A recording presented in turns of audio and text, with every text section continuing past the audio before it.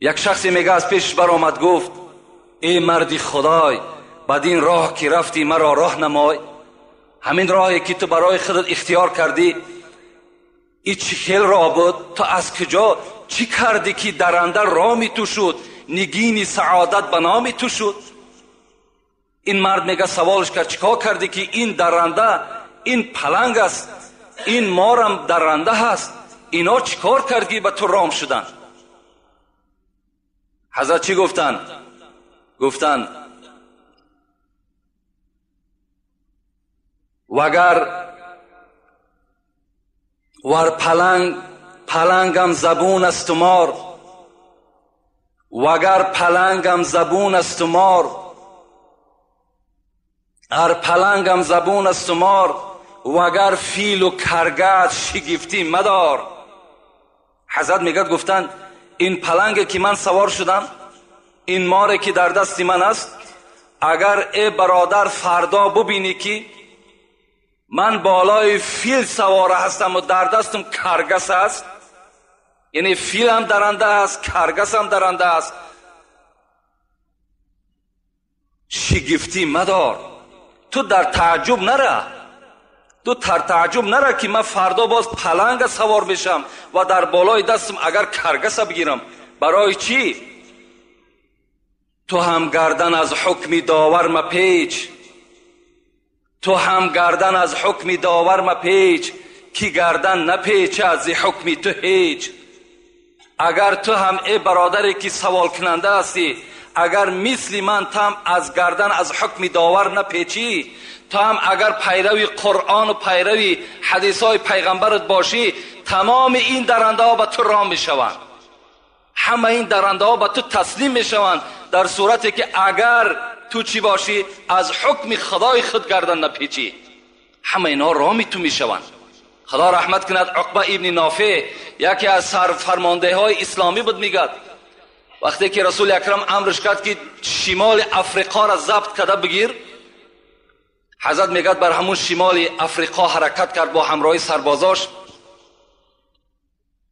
وقتی که به افریقا رسید، یعنی افریقا میگه ما و شما، وقتی که به اون موضع رسید، یکی از سربازای خود روان کرد، عسکری خودش گفت پیشکی برو کنی نظر کن که یگان موضع خوب برای ساختن خانه باشد مرا خبر بده، آنجا ما برای شما خانه میکنیم، از آنجا حمله بعد به سوی شمال افریقا میکنیم. حضرت میگر آمدن، این عسکر آمد میگر نظر کرد، یک جای خیلی موافق دید، گشت آمد پیش عقبه، گفت عقبه یک سرزمین دیدم به نهایت موافق است برای خانه، لیکن به نهایت شیر، پلنگ، شغال و مار عفیش به نهایت زیاد بود. حضرت گفتن من اونجا میرم. انسان از خدا که میترسید از درنده چرا بترسد؟ آمد میگد از پیش همون جنگل ایستاد و گفت ای گروه شیرا، ای گروه پلنگ ها، ای گروه شغال، ای گروه مار عفی، شما میدانین من کی هستم؟ من عقبه ابن نافع هستم، من از خدا میترسم، من پیرو قرآن، پیرو حدیث های پیغمبر خدا هستم. بر شما بر نرمی میگم همه تان این سرزمین ترک کنین که ما اینجا خانه میسازیم. حضرت میگد بلند این آواز داد، عسکرها در تعجب افتادن آیا این حرف عقبه را میشنود؟ میگه از بین 1 ساعت گذشت، به خدا قسم میگد پلنگ از پسش چند بچه دارد، شیر از پسش چند بچه دارد، مارایی که چند بچه دارد، میگد سله سله از همون موضع میبرامدن. سربازا تعجب شدن، گفتن همشون برآمد عقبه بین حمله میکنیم، همشون میکشیم. نه، گفت من به اینها مراجعت کردم، همچون یک بنده خدا ترس به اینها مراجعت کردم، اینا میدانند که عقبه از خدا میترسد، از این خاطر این سرزمین برای ما و شما ترک کردن تا که ما و شما اینجا خانه بسازید. ببین، یعنی حضرت گفتن حکایت کنن، این حکایتی که ما کردم سعدی میگد این حقیقت دارد که این از دوره پیغمبر خدا را صحابش به وجود آمدگی است. نظر میکنیم به خدا ترسی حضرت عمر، یک خدا ترسی از حضرت عمر را به شما میگم، بعدا انشاءالله موضوع خودمان آغاز میکنیم. حضرت عمر خدا رحمت و مغفرتش کند که بی نهایت ما عاشق عمر هستیم، عمر را بی نهایت دوست هم می‌داریم، زیرا که تمام وجودش از خدا میترسید، بی نهایت از خدا میترسید. رسول اکرم بیهوده نگفتند لو کان بعد نبی لکان عمر ابن الخطاب. اگر پیغمبری ختم نمیشد هر آینه بعد من پیغمبر عمر بود. این گپ نمیگفت. عمری که رسول اکرم قصر او را در جنت دیده بود و حتی گفت من داخل قصر تو نشدم زیرا که غیرتی تو بالای من غلبه کرد. همان عمری که یفر من ذله الشیطان. رسول اکرم گفت عمر تو وقتی ره میگردی شیطان از سایه تو میترسد برای که تو از خدا میترسی. همین عمر عادت داشت که شبها در همان محله مدینه در شهر مدینه سیر کند، تا به روز خواب نمیکرد. میگشت مردم چی مهمات داشته باشد، چی مشکلات داشته باشد، مردم در کدام موضوع صحبت میکند، چی کمبودی ها باشد، این گونه خلیفه ها بودن، این گونه پیشواها بودن. میگد به نزد یک تیریزه آمد که یک زن میگد در بستر تنها خواب بود. میگد به خودش میگفت خدایا من از تو میترسم و الا اگر نترسم آتش بر این جاگه خود میزنم، یعنی زنا میکنم. میگه این سخن میگفت چند مدت است، میگفت خدایا این چند مدت است شوهر من در حرب است، در محاربه است، خدایا کی ایره میاری میرسانی، اشتهای شوهر دارم، پروردگار را از تو میترسم و الا به زنا دست میزنم. میگه این سخن میگفت. عمر وقتی میگه این سخن شنید در وجودش یک لرزه پیدا شد. گفت در اصل انسان است آخه، اشتها دارد. در حال میگه پیش دخترش آمد حفصه. این در زمانی بود که پیغمبر که از دنیا گذشته بود، عمر در خلافت نشستگی بود. حفصه که زن پیغمبر خدا بود، دختر عمر بود. آمد گفت حفصه، گفت از تو یک چیز میپرسم. چی چیز؟ زن چند قدر طاقت دارد به شوهر؟ حفصه میگه حیا کرد. زنها ای وقتا هم حیا داشتند، زنها بی نهایت حیا داشتند. امروز بین خواهرای ما و شما در کدام سطح قرار دارند؟ ما و شما هم دهنامون پوشیدگی باری هم نمیگیم که امر خدا تا بجا بیار، از خدا بترس. حتی همین را نمیگیم، میترسیم، غیرت نداریم، نمیدانیم که فردا ما و شما را از این فرزندا میپرسند. اینا نمیگیم، اینا نمیفهمیم. میگه حیا کرد. گو حفصه گفت حیا نکن، تو اگرچه دختری منم باشی تو مادری من هستی، تو زن پیغمبر هستی، زنهای پیغمبر مادری ما هستند. میگه حفصه طاقت نکرد، به زبان نگفت و به دست اشاره کرد، 4 ایشان داد. گفت 4 ماه میتواند که زن به شوهر طاقت کند. و میگه آیتی را از سوره بقره خواند. این آیت معناش همین است که اگر مردها از شما 4 ماه جدا شدن، شما میتونین که نزد قاضی مراجعت کنین و خط طلاق خدا بگیرین.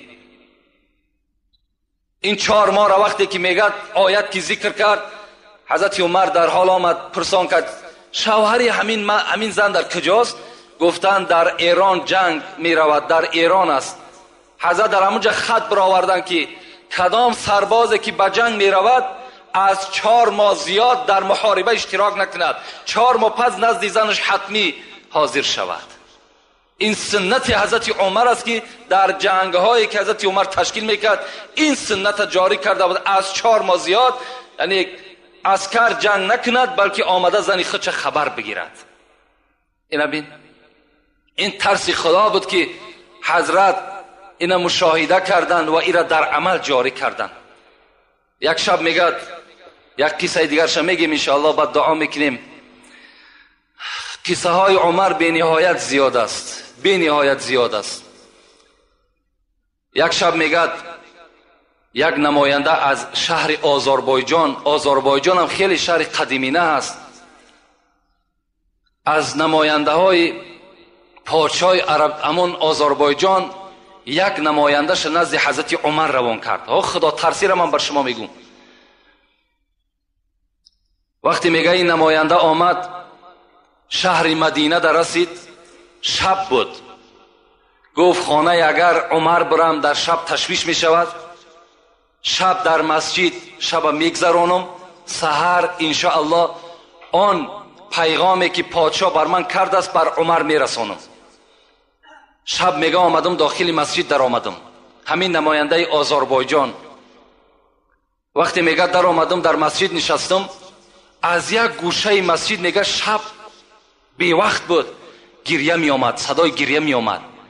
کسی می گفت پروردگارا مرا ببخش، پروردگارا گناهایی که من کردم جملگی را ببخش، خدایا مرا از بندگی خود دور نساز، پروردگارا عاقبت کار مرا به خیر بساز.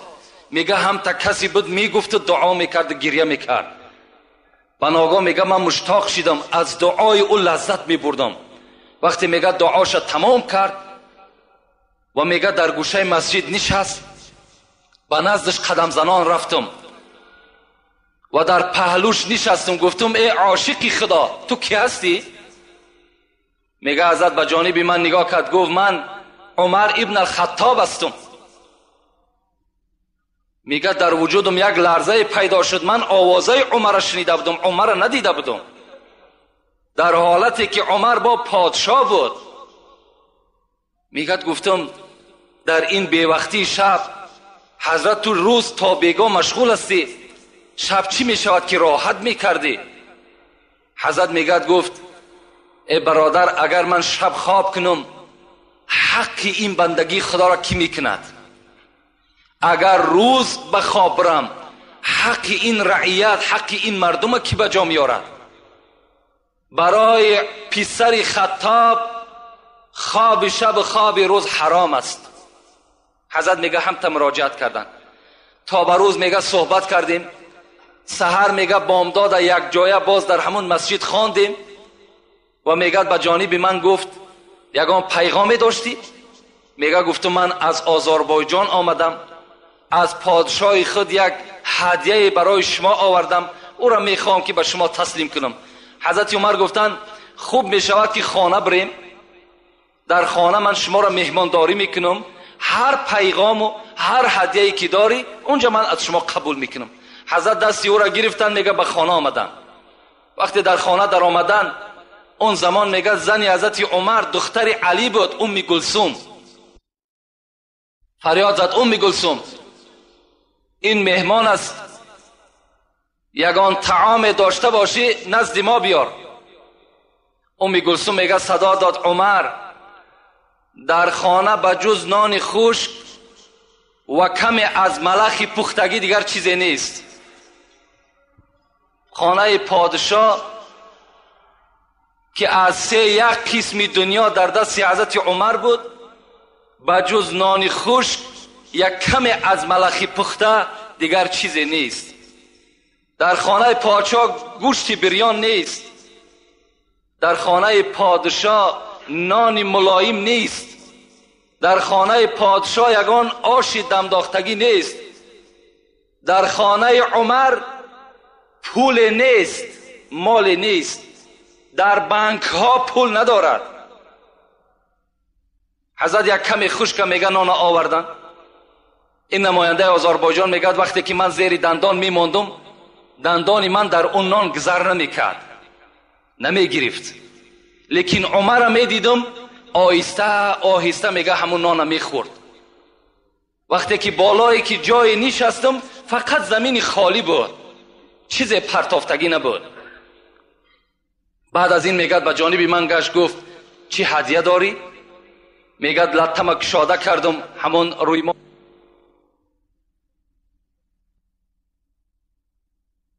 گویی هست که بغیر در شهر آذربایجان دیگر در هیچ جا پخته نمیتونند. این را فقط کیبانه های آذربایجان پخته میتونند و این را فقط پادشاه ها میخورند، دیگر هیچ کس نمیخورد. عمر میگه وقتی نگاه کردم از این سخنهای من چنان میگه پیشانی ها رگهاش میخیست. میگفت فقط همین مقدار است؟ گفتم بله همین مقدار است. گفت فقرای مسلمانی که بیرون مدینه زندگی میکنن اونها را که حولا میتد؟ میگه گفتم آخی این باعث شماست. میگه گفت دستمال تا جمع کن، این هدیه را برده به پادشاه بده، بگو اگر دفعه دیگر همچنان معامله به عمر میکند به خدا قسم رگهای گردنش میبرم. اینجا مسلمان ها گشنه و تشنه و حلوا را عمر بخورد. بین این خدا ترسی را بین. حضرت خوراک ملایم برای خود اختیار نمیکردند، برای که ترسی خدا داشتند. رأس کل الامر مخافت الله، سر همه کارها ترس خدا هست. ما و شما باید که در خودمان ترس خدا را جایگیر بکنیم. از خدا بترسیم، انشاءالله ما و شما هم در دنیا هم در قیامت البته سربلند هستیم. هیچگاه خواه در پنهانی باشین برادرها، خواه در آشکارا باشین، شما فقط و فقط تصور کنین که خدا شما را نگاه دارد. خدا در نظاره شما هست. چگونه که پیغمبر میگه اعبد الله کانک تراه فان لم تکن تراه فانه یراک. خدا را چنان عبادت کن که همچنانی که او را دیده ایستاده ای، اگرچه او را نمیبینی او تو را میبیند. همچنان خدا را عبادت بکن. جمعه پیشین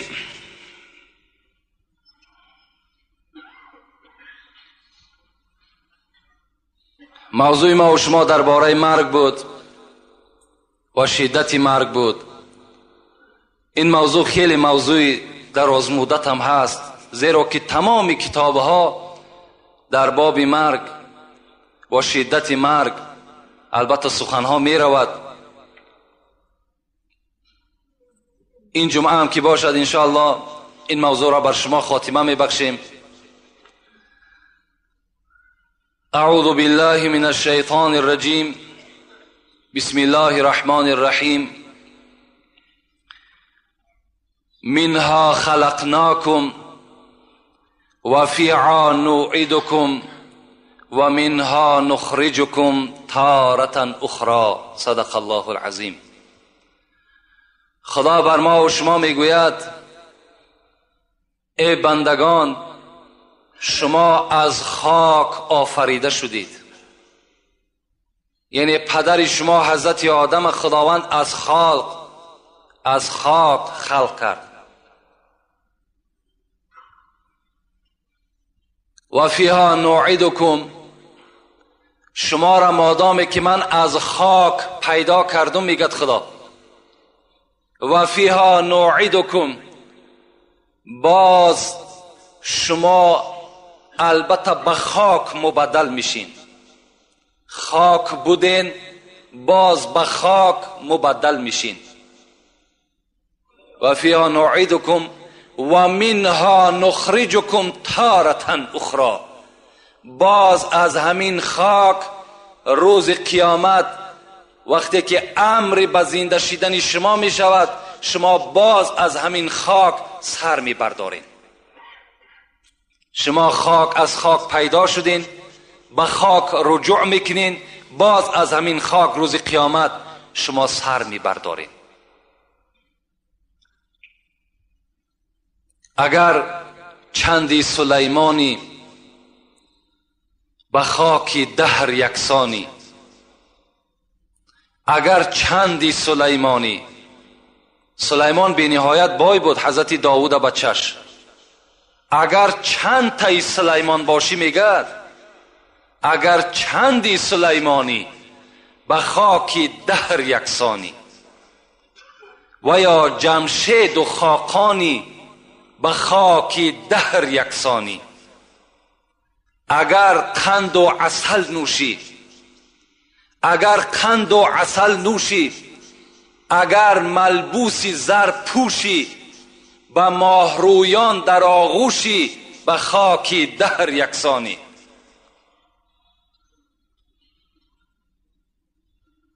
اگر قند و عسل نوشی، اگر ملبوسی زر پوشی، به ماهرویان در آغوشی، به خاک دهر یکسانی.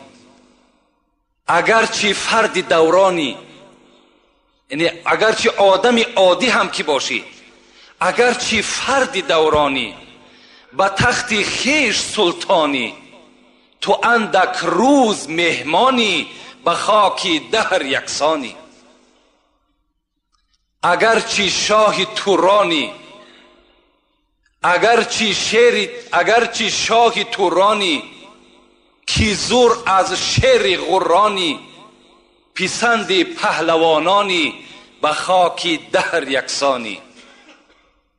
به یاد روی جانانی، به یاد روی جانانی، جنون تو سینه بریانی، چو بلبل گر غزل خوانی، به خاک دهر یکسانی. البته به البته از خاک بودیم، به خاک باز میگردیم، باز از خاک روز قیامت ما و شما سر میبرداریم. ایز خاکت آفریده خاکیا هوشیار باش، خاک بودی خاک گردی در منیان هوشیار باش. البته دنیا جای ابدیت نیست، دنیا جای نیست که ما و شما ابدی زندگی کنیم. اگر از خلاصه مرگ همین ما و شما بفهمیم، همین قدر ما و شما بفهمیم که دنیا جای ابدی نیست، همین برای ما و شما کفایت کننده است. رسول اکرم میگه کفا بالموت واعظا، برای شما داملای امر معروف کننده لازم نیست. در صورتی که آدم عاقل تابوت بیند باید که عبرت بگیرد. میگه پیغمبر تابوت برای شما داملا هست، تابوت برای شما خود مولوی هست، همون خود برای شما عبرت هست. دنیا جای ابدیت نیست. زمان پیغمبر خدا بود، رسول اکرم میگه دائم نماز با جماعت که میخواند، پس میگشت به سوی مردم نمازخانه ها را نگاه میکرد و میپرسید فلانی کجاست، فلانی کجاست. یک مرد و زن بی نهایت در پشت رسول اکرم دائما نماز با جماعت ادا میکرد. یک روز میگه رسول اکرم بین این موی سفید و این عائله موی سفید که کمپیر بودن، اینها حرکت کننده به سوی نماز جماعت بودن. امروز خدا ما و شما را تن صحت داده است، سلامتی خوب داده است، مسجدهای کشاده که باز میگم غنیمت هستند، اینها را داده است. ما و شما به این قدر نعمت خدا نمیرسیم. باز خدا رحمت کند عمر، سخنم کمتر بیرون از موضوع می شود، دورای حضرت عمر بود. حضرت میگه وقتی که پهلو گشتن نگاه کردن که یک مرد در جماعت نیست، میگه گفت فلانی کجاست؟ گفتن فلانی بیمار است. حضرت عمر وقتی میشنید که فلانی بیمار است میرفت تفتیش میکرد در اصل بیمار است یا نه. میگه وقتی که شنید بیمار است خیست، میگه خانهش رفت، خانه همون مرد رفت، میگه درش تق تق کرد، گفت فلانی؟ میگه از داخل آواز داد لبی، و میگه آمد در کشاد. وقتی عمر دید لرزه در وجودش پیدا شد.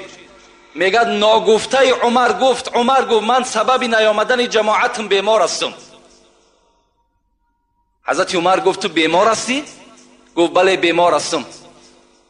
گفت لعنت خدا بر تو. عمر ترا الحال گفت ای فلانی تو لبی گفتی آمدی کو؟ ترا خدا فیراد دارد حی علی الصلاة حی علی الفلاح، بیاین به سوی نماز، بیاین به سوی نجات. چرا خدا را قبول نکردی گپشه؟ چرا گپی عمر لبی گفتی؟ این عمر خطابش بود.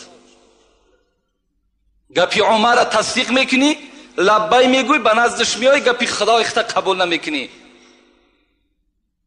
رسول اکرم میگه پرسان کرد این موی سفید و این کمپیره که از پس من نماز میخوان کجاست؟ گفتن اینها یک پسری داشتن، اون پسر وفات کرد. این موی سفید کمپیر پاهاشان از کار ماندگی هست. او فرزند دائم اینا را پشت میکرد، میآورد در پهلوی تو میگذاشت، نمازم میخواندم، باز هوچ کرده به خانه خودش میبرد. رسول اکرم میگه به سوی صحابه گفت آگاه باشین، اگر دنیا ابدی میشد، اگر دنیا یک آدم برای خود قرار میداد و پرورش میکرد و ابدی زنده نگاهش میداد، هر آینه همین جوان خدا نمیکشت، زیرا که بینهایت خدمت شایسته در حق پدر مادر کرده است. لکن دنیا ابدی نیست. این رسول اکرم برای او گفتند. ابن مسعود در حدیث ها میگوید که از نام پیغمبر خدا روایت میکند: ان احدکم یجمع خلقه فی بطن امه 40 یوما نطفه ثم یکون علقه ثم یکون مضغه. پیغمبر خدا گفته است به درستی این که فرزند آدم در شکم مادرش 40 روز همان آبی که در رحم مادر غلطیدگی هست، در بچه‌دان زن افتیدگی هست، همون آب 40 روز قرار می ایستد، هیچ تغییرات در او آب پیدا نمی شود. ثم یکون علقه، بعد 40 روز این آب رسول اکرم گفت به خون تبدیل می شود، 40 روز دیگر خون می ماند. ثم یکون مضغه، بعد 40 روز پس دیگر این به گوشپاره تبدیل یافتگی، بعد آهسته آهسته از هر موضع او اعضاهای انسان تشکیل شدن میگیرد. ببین در دوام 120 روز 40 روز آب است، 40 روز خون است، 40 روز دیگر گوشت است. 4 ماه، در دوام 4 ماه این الکی به شکل انسانی از 4 ماهگی تبدیل می‌یابد تا 120 روزه. اگر فتوای امروزه میگد اگر زن بخواهد که ابورت کند، یعنی فرزند سقط میگیم، اگر نابود کند جایز است، لیکن بعد 4 ماهگی دیگر جایز نمی شود، حکم قتل در بین پیدا می شود، همچنان که فرزند خودش قتل کرده است. اینا فتوا میگد. خب ثم یرسل علیه الملک فینفخ فیه الروح. پیغمبر گفت بعد 120 روز در همین جنین، در همین فرزندی که در شکم مادر است، خداوند یک ملائکه روان میکند که در او جان بدم، جان در وجود او فرزند داخل می شود. و یکتب به اربع کلمات، به همین طفلی که در شکم مادر است 4 کلمه نویسانده می شود. خداوند امرش میکند اولا جان در وجود او داخل کن، بعد 4 کلمه را در تقدیر او کتابت کن. این 4 کلمه چیست؟ اجله، عمله، رزقه، سعید و شقی.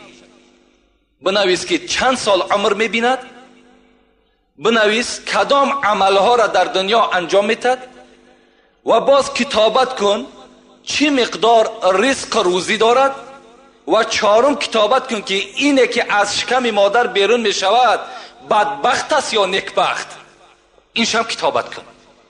این یک حجت از نام خدا میگیرد، او را آمده در تقدیر همون انسان چکار میکند؟ مینویسد.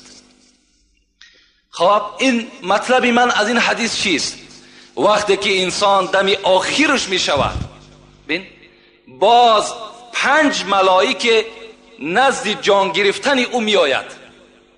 یکمش داخل می شود، می گوید السلام علیک یا عبدالله، ای بنده خدا، سلام و رحمت خدا بر تو. اگر بنده نمازخوان و بنده خدا ترس باشد، هم تا معامله از جانب این 5 ملائک پیش از جان دادن می شود.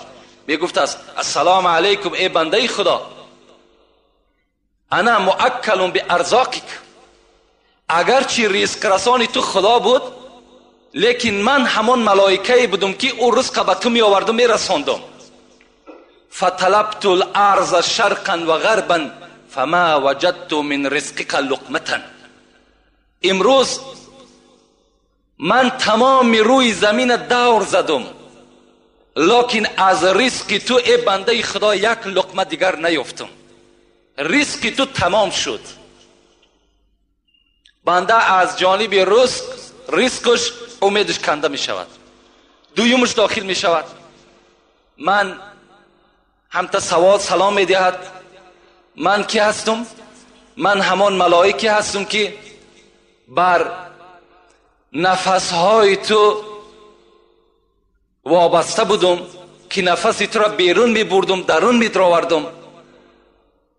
امروز هرچی که کافتم دیگر از نفسی تو دیگر نفس نیافتم. یعنی نفسهای تو هم چی شد؟ تمام شد. ریسکی تو تمام شد، نفسی تو تمام شد. داخل می شود دیگرش. من وابسته بر نوشیدن آبهای تو بودم. امروز بالای زمین دور زدم، برای نوشیدن تو یک قطره آب نیافتم. امیدت ای بنده خدا از نوشیدنم کنده شود. از نوشیدنم بنده در او حالت چی می شود؟ امیدش کنده می شود. دیگرش داخل می شود، می گوید من وابسته بر قدم های تو بودم که قدم تو را پیش می بردم، پس می بردم به حکم خدای تو. امروز بالای زمین دور زدم، لکن در هیچ جا دیگر تو قدم زده نمی توانی. قدم تو هم کنده شد. پنجمش می گوید من وابسته بر اجل تو بودم، وابسته بر روزهای تو بودم. امروز هرچی که سراغ کردیم بالای زمین دیگر از حیاتی تو هیچ روزی نیافتم. بنده از این شنیدن اینها البته آگاه می شود که من دیگر در این دنیا قرار من، حیات من تمام شد. این ملائکایی که از اول آمدن چی ها کردن؟ ملائکی که آخر آمد چی را البته انجام داد.